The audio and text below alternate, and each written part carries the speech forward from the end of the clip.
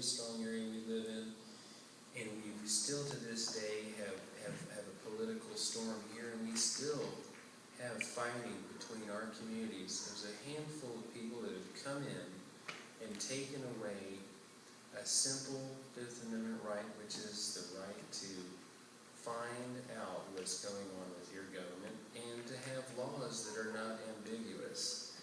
One thing that this is an ambiguous city that's changed names, changed boundaries, and what's sad is that State Representative Mike Jacobs does not want to listen to his constituents that we have brought through our 1,000+ petitions.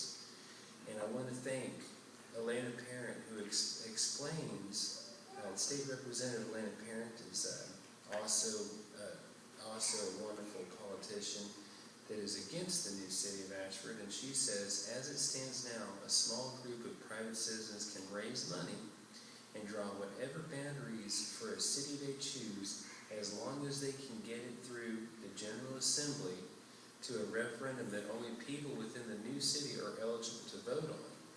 They need not take into account the circumstances of those just outside the boundaries who remain unincorporated, DeKalb County, existing cities, or the health of the county as a whole, which will be charged many, many millions of dollars.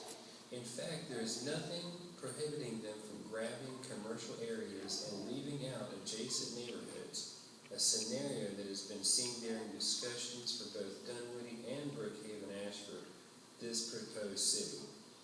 This enters the discussion because commercial areas are usually net revenue generators for local governments, whereas residents usually cost more to service than they bring in. Representative Elena Parent has intelligently co-introduced House Bill 830 to study and improve the process. She needs our support.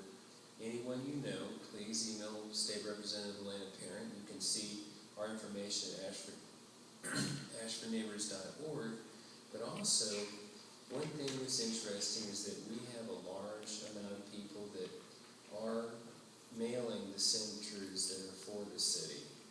We've got to find everyone we know and have them email against the city.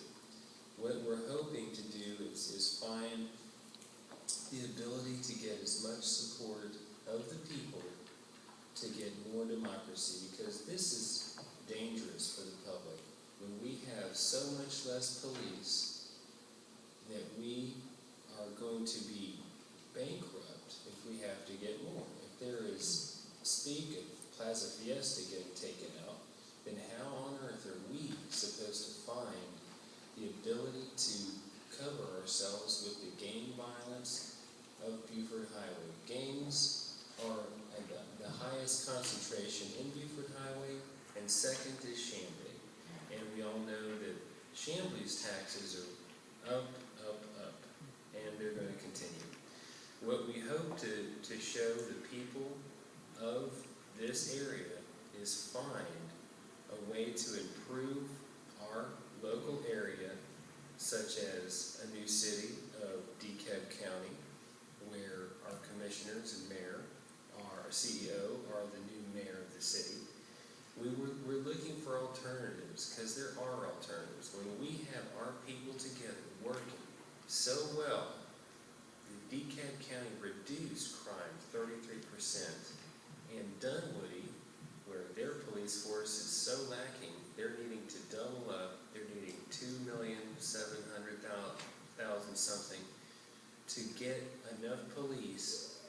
They're actually had an increase of 11% in crime in Dunwoody, and this is an area that has so much more skyscrapers and malls and commercial than we do. It's a simple math game. And what is so sad is when we ask Mike Jacobs, Tom Taylor, and the mayor of Dunwoody, they come up with every excuse, but they cannot correlate that we have, in essence, about 150 police officers. We might have about 80-something sworn officers right now in DeKalb County, but he's proposing something like 55 police officers.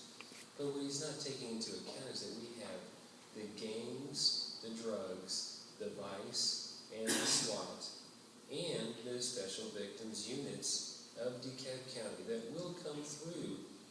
specials through Buford Highway, and they will take out scores of gang dealers, just like the huge drug bust of crystal meth of the 3 Latinos you saw in the news. This is a huge problem we are trying to stop, and DeKalb County is the only people that can take care of this. If you expect a new city to be able to handle this type of crime with only a $50,000 surplus of $50,000 for any government entity is like peanuts, like a handful of peanuts, and we will be assessed a large tax. What we want to say is that this state